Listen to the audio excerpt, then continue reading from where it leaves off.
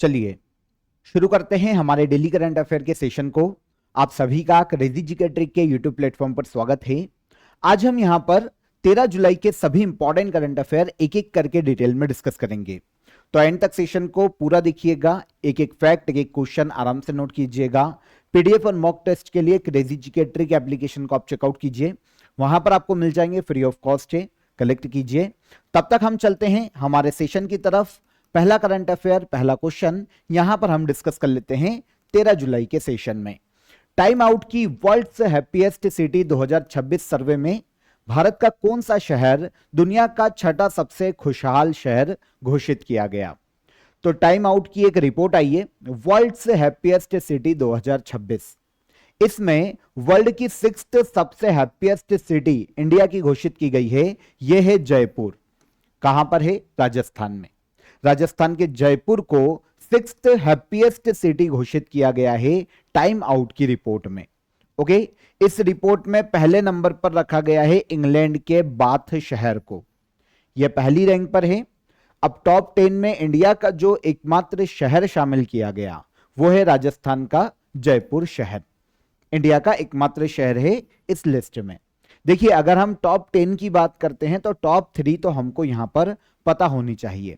तो पहले नंबर पर, जैसा कि मैंने आपको बताया, इंग्लैंड के बाथ शहर को रखा गया। सेकंड पर पनामा का पनामा सिटी रहा और थर्ड पर मैक्सिको का शहर है ग्वाडालाजारा। यह मैक्सिको का शहर है। तो ये तीनों टॉप 3 पर रहे हैं। टॉप 10 में इंडिया की एकमात्र सिटी राजस्थान का जयपुर है 6ठे नंबर पर। टाइम आउट की रिपोर्ट है, हर साल ये दुनिया के सबसे हैप्पीएस्ट सिटी की एक लिस्ट जारी करता है। एक्चुअल में ये ग्लोबल रिस्पॉन्स पर आधारित एक रिपोर्ट होती है जिसमें अलग अलग इंडिकेटर्स को देखा जाता है खुशहाली को मापने के लिए। जैसे कम्युनिटी लाइफ कैसी है, कल्चर कितना अच्छा है, पार्क्स और ग्रीन स्पेस कितना अच्छा है सिटी के अंदर, फूड, आर्ट, नाइट लाइफ कितनी ज्यादा उन्नत है। इन सभी अलग अलग इंडिकेटर्स के आधार पर टाइम आउट के द्वारा यह रिपोर्ट तैयार की जाती है। अब देखिए, कुछ समय पहले ही टाइम आउट की एक और रिपोर्ट आई थी, world best city for art and culture 2026।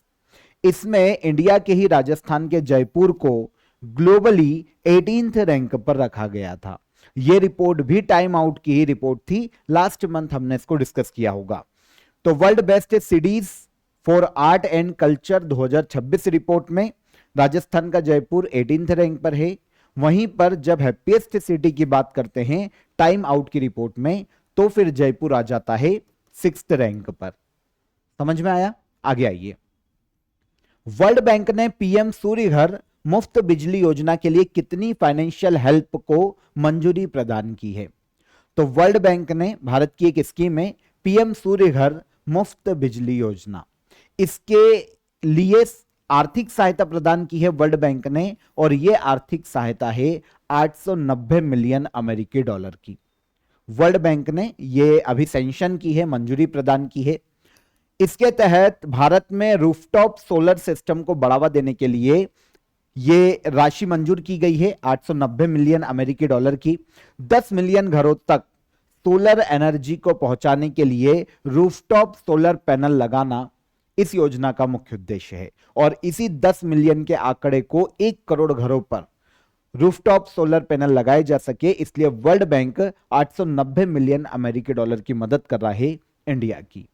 इस स्कीम की बात करते हैं तो नाम से आपको समझ में आ जाएगा, पीएम सूर्य घर मुफ्त बिजली योजना। भारत में रूफटॉप सोलर स्कीम है ना, घरों की छतों पर सोलर पैनल लगाना इस योजना का मुख्य उद्देश्य है। 2024 में इसे लॉन्च किया गया था सोलर एनर्जी को बढ़ावा देने के लिए, और इसके तहत लक्ष्य रखा गया था कि 10 मिलियन घरों पर सोलर पैनल लगाए जाएंगे। और अब इसी टारगेट को अचीव करने के लिए वर्ल्ड बैंक इंडिया को फाइनेंशियल हेल्प कर रहा है। ठीक है, ministry of new and renewable energy की यह योजना है। वर्ल्ड बैंक की यहां पर बात करते हैं, इंटरनेशनल फाइनेंशियल इंस्टीट्यूशन है। विकासशील देशों में normal infrastructure development, education, health के लिए लोन और फाइनेंशियल हेल्प देने का काम करता है। 1944 में वर्ल्ड बैंक की स्थापना हुई थी ब्रेटन वुड्स सम्मेलन के दौरान। ठीक है, हालांकि ऑफिशियल वर्क इसने शुरू किया था 1945 में।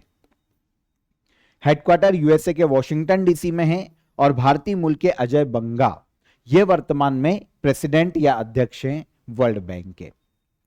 भारत और इंडोनेशिया के मध्य में स्वदेशी अस्त्र MK1 की आपूर्ति को लेकर समझौता हुआ है। अस्त्र MK1 क्या है? तो इंडिया के प्राइम मिनिस्टर अभी इंडोनेशिया की यात्रा पर थे। अब भारत और इंडोनेशिया के मध्य में एक समझौता हुआ है स्वदेशी अस्त्र MK1 के लिए। भारत सप्लाई करेगा इंडोनेशिया को अस्त्र MK1। जानते हैं क्या है? यह है air to air missile system. Air to air मतलब हवा से हवा में मार करने वाली मिसाइल है अस्त्र MK1।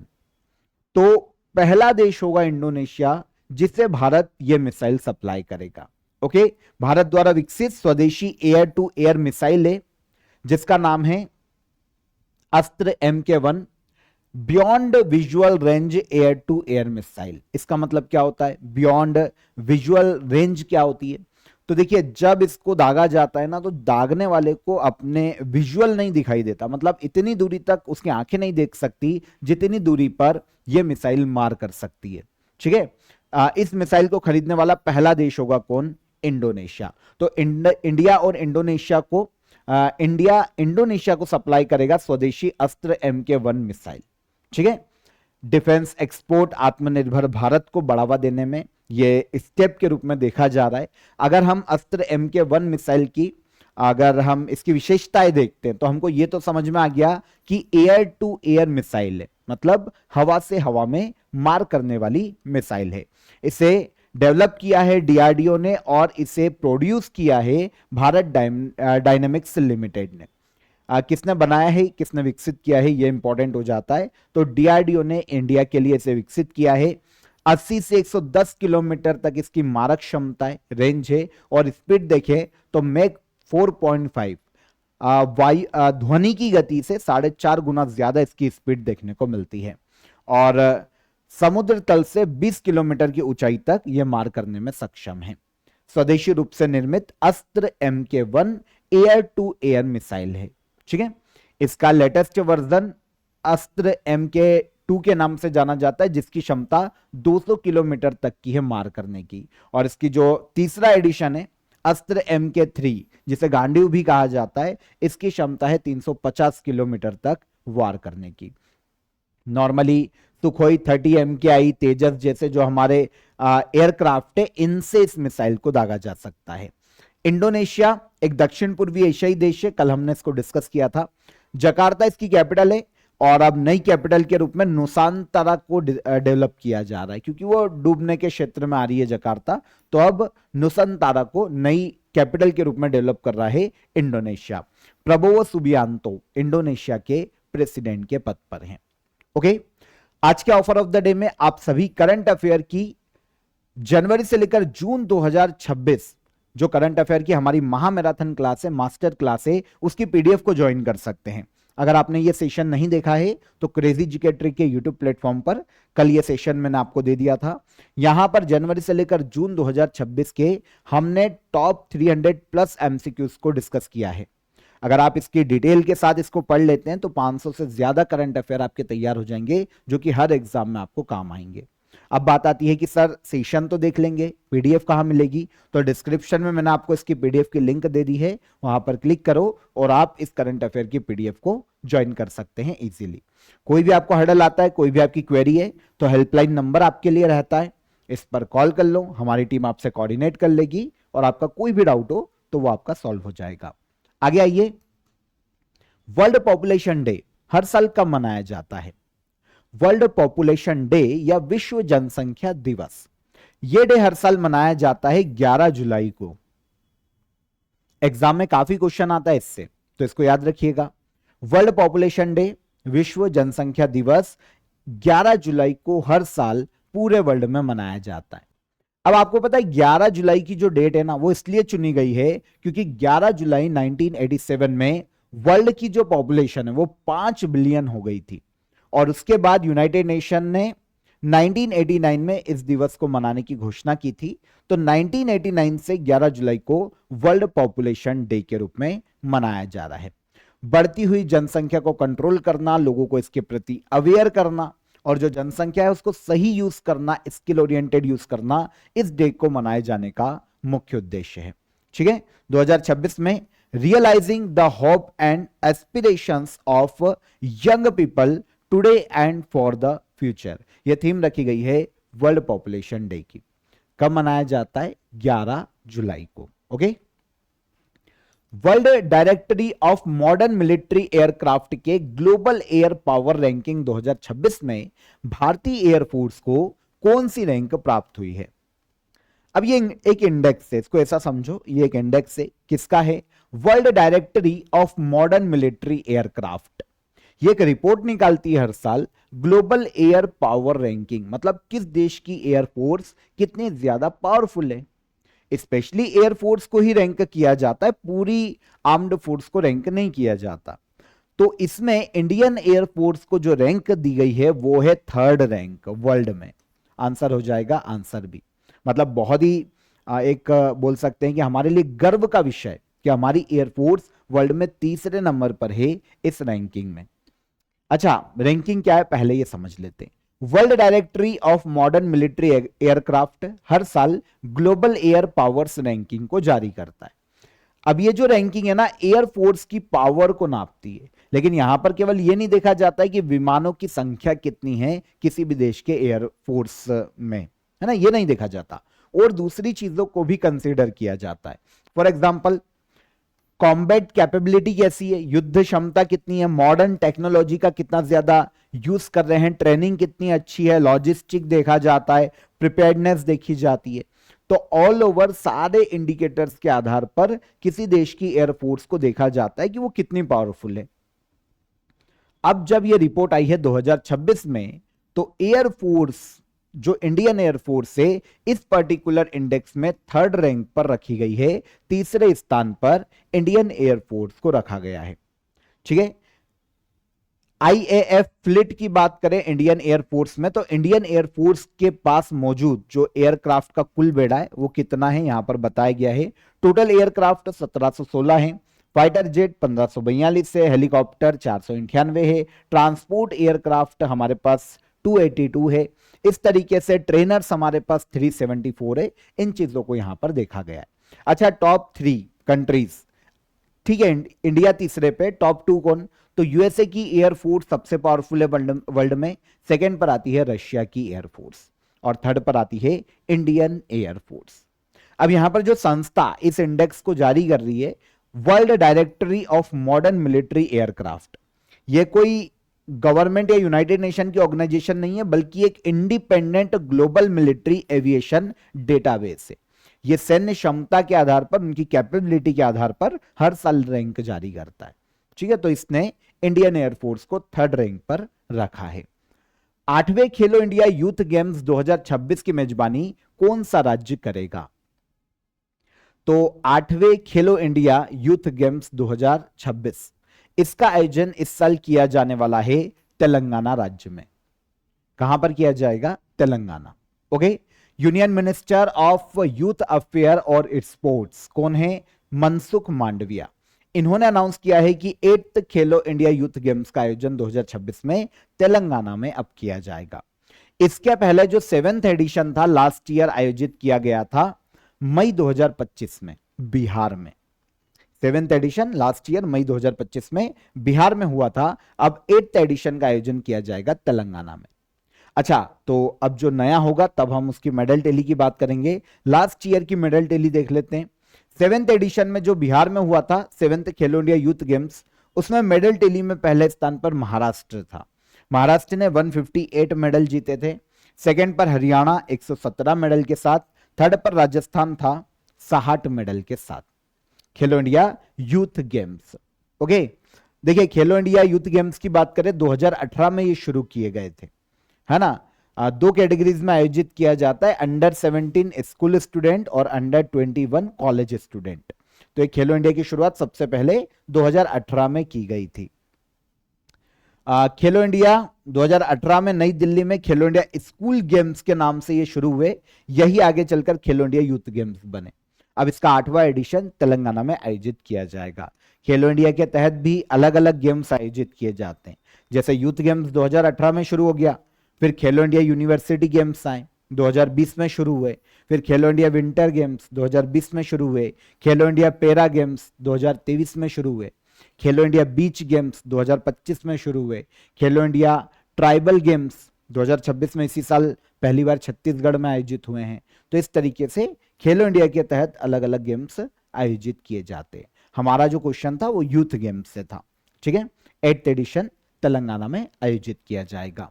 भारतीय मूल के नासा एस्ट्रोनॉट अनिल मेनन किस अंतरिक्ष स्टेशन के मिशन पर रवाना होंगे?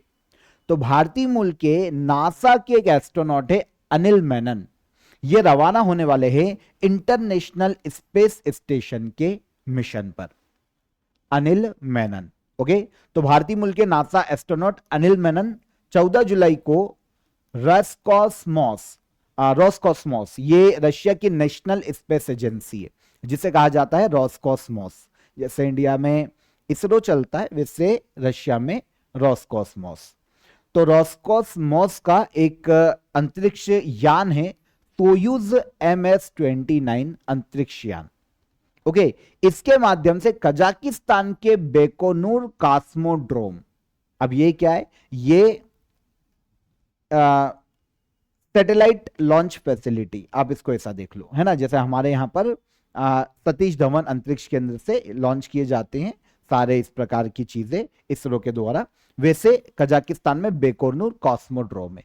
यहां से इंटरनेशनल स्पेस स्टेशन के लिए रवाना होंगे नासा के एस्ट्रोनॉट। कौन है ये? अनिल मेनन।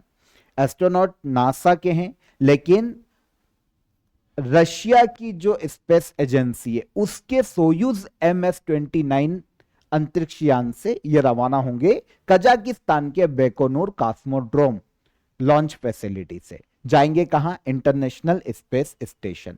ये इनका फर्स्ट स्पेस मिशन है। 8 महीने तक ये इंटरनेशनल स्पेस स्टेशन पर रहने वाले हैं। नेक्स्ट ईयर अप्रैल 2027 तक ये वापस लौट कर आएंगे पृथ्वी पर। अंतरिक्ष में microgravity, human health, artificial intelligence, semiconductor, crystal, इन सभी से जुड़े हुए वैज्ञानिक प्रयोग में ये भागीदार बनने वाले हैं। तो इंटरनेशनल स्पेस स्टेशन इनको भेजा जाएगा। अनिल मेनन ये यूएसए के हैं, वर्तमान में यूएसए के नागरिक हैं, लेकिन इंडियन यूक्रेनियन फैमिली से बिलोंग करते हैं। तो भारतीय मूल के एस्ट्रोनॉट है। नासा एस्ट्रोनॉट के रूप में 2021 में इनके करियर की शुरुआत हुई थी या ये रजिस्टर्ड हुए थे, ठीक है। आगे, wild life institute of India society की 28th बैठक कहां आयोजित की गई है? तो wild life institute of India society की 28th एनुअल बैठक या समिट का जो आयोजन है यह किया गया है तमिलनाडु के कोयम्बटूर में। तो तमिलनाडु के कोयम्बटूर में जो central academy for state forest service है, एक जगह का नाम है, यहां पर wild life institute of India society की 28th बैठक का आयोजन किया गया। बैठक की जो अध्यक्षता है भारत के जो इन्वायरमेंट मिनिस्टर है भूपेंद्र यादव, इनके द्वारा की गई। अच्छा, किन मुद्दों पर बातचीत होगी बैठक में? Wild life research, human wild life conflict को कैसे कम किया जा सके, technology based wild life management को कैसे बढ़ावा दिया जा सके, कैपेसिटी बिल्डिंग, इन सभी मुद्दों पर यहां पर चर्चा की गई है। Wild life institute of India society की 28th बैठक है। आयोजन तमिलनाडु के कोयम्बटूर में किया गया। देखिए, अगर हम wild life institute of India की बात करें, ये जो संस्था है भारत में वाइल्ड लाइफ प्रोटेक्शन के लिए काम करती है, उन पर रिसर्च और प्रशिक्षण के लिए भारत सरकार की एक नेशनल एजेंसी है, इंस्टीट्यूशन है ना, वाइल्ड लाइफ प्रोटेक्शन पर यह काम करता है। Wild life institute of India 1982 में यह बना था। उत्तराखंड के देहरादून में इसका हेडक्वार्टर है। Ministry of environment, forest and climate change के अंतर्गत wild life institute of India काम करती है। अब जब wild life institute of India society की बात करें तो wild life institute of India का संचालन जो करती है ना, वो कहलाती है wild life institute of India society. इसके लिए पॉलिसी बनाना, ठीक है ना, इसको रन करना, बजट पर डिस्कस करना, ये सारे काम wild life institute of India society के द्वारा किए जाते हैं। और उसके अध्यक्ष है ना हमेशा पर्यावरण मंत्री होते हैं, इन्वायरमेंट मिनिस्टर। तो वर्तमान में भूपेंद्र यादव, इसलिए अध्यक्षता भी इन्होंने ही की है wild life institute of India society की बैठक की। 28th बैठक तमिलनाडु के कोयम्बटूर में आयोजित की गई। All India survey on higher education report 2023-24 के अनुसार हायर एजुकेशन में सबसे अधिक ग्रॉस एनरोलमेंट रेशो किस राज्य का है?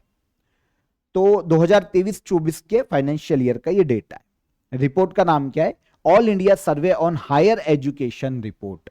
हायर एजुकेशन है ना, कॉलेज और हायर एजुकेशन जो होती है ना 12th के बाद, उसका ये डेटा है।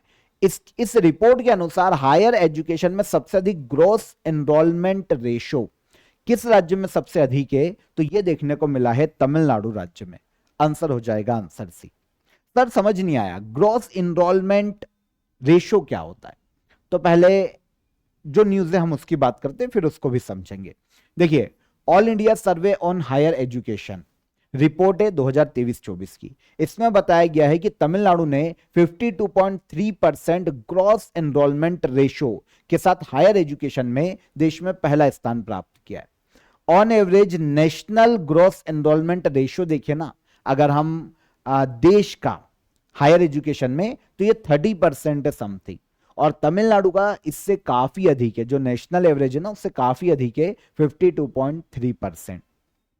सर ये तो न्यूज हो गई, लेकिन ग्रॉस एनरोलमेंट रेशो क्या होता है? तो इसको समझो। देखो, ग्रॉस एनरोलमेंट रेशो बताता है कि किसी शिक्षा स्तर की तय आयु के कुल लोगों में से कितने प्रतिशत स्टूडेंट उस स्तर पर पढ़ाई कर रहे हैं। जैसे हायर एजुकेशन का एज ग्रुप क्या माना जाता है? कॉलेज में जाने का, या फिर पोस्ट ग्रेजुएशन है ना, ग्रेजुएशन और पोस्ट ग्रेजुएशन क्या माना जाता है? 18 से 23 ईयर तक का हायर एजुकेशन। अब मान लो कि हमारे देश में 100 लोग हैं इस एज ग्रुप के। अब इस 100 लोगों में से केवल 50 लोग ही हायर एजुकेशन में एनरोल है। तो परसेंटेज कितना हुआ? 50% का परसेंटेज होगा ग्रॉस एनरोलमेंट रेशो का। आया समझ में? तो हायर एजुकेशन में स्टूडेंट का पार्टिसिपेशन देखा जाता है। अगर 18 से 23 वर्ष की आयु के 100 युवा हैं, तो उनमें से 52 हायर एजुकेशन में पढ़ रहे हैं, तो ग्रॉस एनरोलमेंट रेशियो 52 हो गया। 50 पढ़ रहे हैं तो 50 हो गया। तमिलनाडु में लगभग इस एज ग्रुप में जितने लोग होंगे ना, आधे से ज्यादा हायर एजुकेशन में एनरोल है, जबकि इंडिया में 100 में से केवल 30 लोग ही एनरोल होते हैं हायर एजुकेशन में इस एज ग्रुप के। समझ रहे हो आप? तो सब gross enrolment ratio higher education में सबसे ज्यादा किसका है? तमिलनाडु राज्य का। काफी सारे अलग डेटा को भी इसमें डिस्कस किया गया है, वो इतना इंपॉर्टेंट नहीं है, पर नजर डाल लेते हैं। Total higher education enrolment India में 4.50 करोड़, मतलब 4.5 करोड़ है, जो कि अब तक सबसे ज्यादा है। फीमेल ग्रॉस एनरोलमेंट रेशियो देखें तो 31.2% है, पुरुषों से ज्यादा है। मतलब मान लो कि देश में 100 महिलाएं हैं जिनकी एज 18 से 23 है। इस एज ग्रुप में 100 में से 31 महिलाएं हायर एजुकेशन में पढ़ रही है, तो ये फीमेल ग्रॉस एनरोलमेंट रेशियो 31.2% का है। ओके। साइंस, टेक्नोलॉजी, इंजीनियरिंग और मैथमेटिक्स में 1.02 करोड़ से अधिक विद्यार्थी है। विमेन की बात करें तो साइंस, टेक्नोलॉजी, इंजीनियरिंग और मैथमेटिक्स में 44% विमेन एनरोल है। मतलब जो भी हायर एजुकेशन में 100% महिलाएं होगी ना, उनमें से लगभग 44% इन स्ट्रीम में है। ठीक है, तो ये रिपोर्ट है all India survey on higher education. Ministry of education के द्वारा ये रिपोर्ट जारी की जाती है। हायर एजुकेशन पर ये रिपोर्ट है, डेटा एकत्र किया जाता है। तो मिनिस्ट्री ऑफ एजुकेशन की ये रिपोर्ट है। Last question, IUCN red list 2026 के अनुसार डीप सी माइनिंग से सबसे अधिक प्रभावित कौन सा जीव समूह है? डीप सी माइनिंग क्या होती है?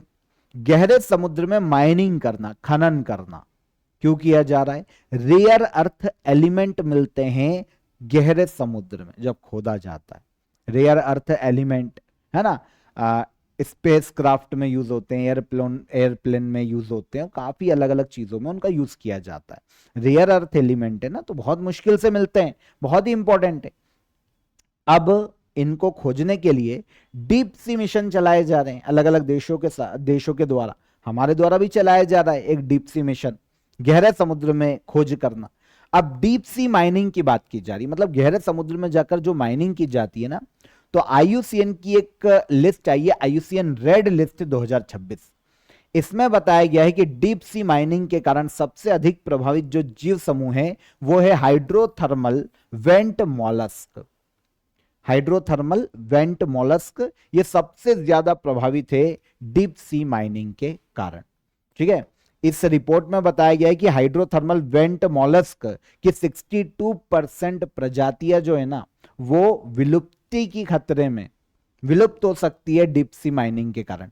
खतरा बना हुआ है 62%, आधे से ज्यादा उनकी जो प्रजातियां उन पर। समुद्र की गहराई में होने वाले खनन से निकलने वाली, अब क्यों उनको नुकसान हो रहा है, तो समुद्र की गहराई में जब माइनिंग की जाती है ना तो जो मिट्टी और धूल के कण उठते हैं माइनिंग के कारण, उससे हाइड्रोथर्मल वेंट मॉलस्क के जो प्राकृतिक आवास है ना उनको काफी नुकसान पहुंचता है और उनको जीवित रहने में कठिनाई होती है। तो डीप सी माइनिंग समझ में आ गया। हाइड्रोथर्मल वेंट इकोसिस्टम को सबसे ज्यादा प्रभावित कर रहा है deep sea mining. Hydrothermal vent mollusc क्या होता है, देखो मॉलस्क नरम शरीर वाले समुद्री जीव है, नरम शरीर वाले समुद्री जीव है जिनमें घोंगे आते हैं, सिप आती है, क्लैम्स आ जाते हैं। ओके, अब हाइड्रोथर्मल वेंट को समझो। ये तो मॉलस्क समझ में आ गया कि मॉलस्क क्या होते हैं, नरम शरीर वाले समुद्री जीव। अब हाइड्रोथर्मल वेंट क्या होते हैं, गहरे समुद्र में अत्यधिक गर्म 450 डिग्री सेल्सियस तक जल निकालने वाले कुछ प्राकृतिक छिद्र होते हैं। 450 डिग्री सेल्सियस तक की गहराई में ये गर्म क्षेत्र में होते हैं, प्राकृतिक छिद्र होते हैं। तो इनके आसपास जो जीव पाए जाते हैं ना हाइड्रोथर्मल वेंट मॉलस्क कहलाते हैं। उनके जीवन का आधार ही वही जगह। अब उनको जब खोदा जा रहा है डीप सी माइनिंग के द्वारा तो फिर इनकी प्रजाति खतरे में आ रही है, हाइड्रोथर्मल वेंट मॉलस्क की। आई होप समझ पाए होगे, है ना। तो इजी था वैसे ये। तो यहां पर हमने 13 जुलाई के सभी करंट अफेयर डिटेल में डिस्कस कर लिए। लास्ट डे के करंट अफेयर को हम यहां पर एक बार रिवाइज कर लेते हैं जैसा कि हम डेली करते हैं। देखो, ऑस्ट्रेलिया ने तमिलनाडु के मंदिरों से चुराई गई किस राजवंश की 3 प्राचीन भारतीय धरोहर वापस लौटाने की घोषणा की है। तो यह है चोला डायनेस्टी की। आंसर हो जाएगा answer A. Asian tennis federation ने किस भारतीय टेनिस खिलाड़ी को प्लेयर एम्बेसडर नियुक्त किया है, तो ये नियुक्त किए गए हैं कौन, लिएंडर पेस। भारत में लॉन्च की गई दुनिया की पहली वंस वीकली बेसल इंसुलिन का नाम क्या है, तो यह नाम रखा गया है अवीकली। International centre for civilizational studies Manas and Mahabharata का इनॉग्रेशन कहां किया गया, तो यह इनॉग्रेशन किया गया किर्गिस्तान के बिश्केक में। भारत के 98th चेस ग्रैंड मास्टर कौन बने, तो ये बने हैं एस अश्वत्थ। आईसीएमआर भारत का पहला high altitude medicine and public health research centre कहां स्थापित करेगा, तो यह स्थापित किया जाएगा हिमाचल प्रदेश के किलोंग में। जियोलॉजिकल सर्वे ऑफ इंडिया ने थोरियम के भंडार की खोज कहां की है, तो यह खोजे गए हैं कर्नाटक के गुंडलू पेट में। World summit on the information society prize 2026 में ग्लोबल विनर अवार्ड जीतने वाला समृद्ध ग्राम प्रोजेक्ट किस मंत्रालय द्वारा विकसित किया गया है, तो इसे विकसित किया है डिपार्टमेंट ऑफ टेलीकम्युनिकेशन ने। भारत की पहली स्वदेशी ग्रीन रेफ्रिजरेंट टेक्नोलॉजी किस संस्था ने विकसित की है, तो इसे डेवलप किया है CSIR Indian institute of chemical technology ने। और 2027 का ग्लोबल एआई समिट किस देश में आयोजित किया जाएगा, यह आयोजित किया जाएगा कहां पर, स्विट्जरलैंड के जेनेवा में। ये सारे करंट अफेयर कल के सेशन के रिवाइज हो जाते हैं। क्वेश्चन ऑफ द डे का answer, world press freedom index 2026 में इंडिया की रैंक क्या है, 157। अंतरराष्ट्रीय बुकर पुरस्कार 2026 किसने जीता है, तो यह जीता है यांग शांग जी ने। विक्टोरिया झील किस महाद्वीप की सबसे बड़ी झील है, विक्टोरिया झील अफ्रीका कॉन्टिनेंट की सबसे बड़ी झील है और इसी झील से नील नदी निकलती है जो कि दुनिया की सबसे लंबी नदी है। तो ये हो जाते हैं तीनों क्वेश्चन के हमारे आंसर। अब आज के question of the day, Kummi लोक नृत्य भारत के किस राज्य की महिलाओं के द्वारा किया जाता है, भारत में 16 वन मुख्यतः कहां पाए जाते हैं और इंटरनेशनल मॉनिटरिंग फंड का हेडक्वार्टर कहां स्थित है। तीनों क्वेश्चन इंपॉर्टेंट है, कमेंट में आंसर कीजिएगा। सेशन पसंद आया हो तो लाइक और शेयर करके जाइए और चैनल पर पहली बार आए हो तो चैनल को सब्सक्राइब कर लो। हम फिर मुलाकात करेंगे नेक्स्ट डे के करंट अफेयर में, तब तक अपना ख्याल रखिएगा। जय हिंद, जय भारत।